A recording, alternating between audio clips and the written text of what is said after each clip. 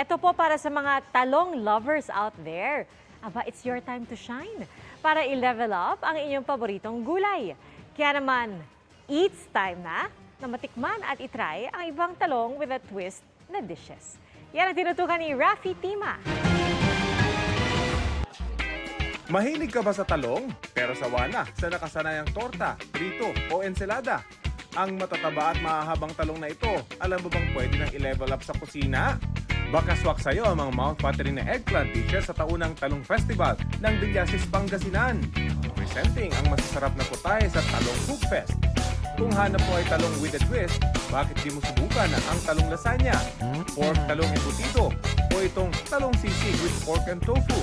Kung isahog ang talong sa paghimagas. Kung mahilig ka sa matamis, perfect sa'yo itong talong graham. Agad namang pinagsaluhan at nilantakan ng mga bisita ang mga special talong dishes. Pasok sa panlasa, hindi lang sa amin na mag-share, pati sa mga bata na rin. Dahil sa toothpaste na ito, ang inyong ordinaryong talong, napatunayang versatile din at pwedeng all around pang delicious and nutritious meal.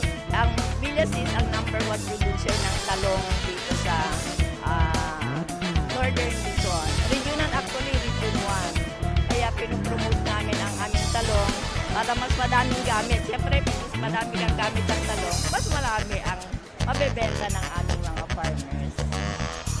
Bahagi rin ng Talong Festival ang isang retro dance competition kung saan umataw ang mga bata sa mga dance craze noong 70s hanggang 90s.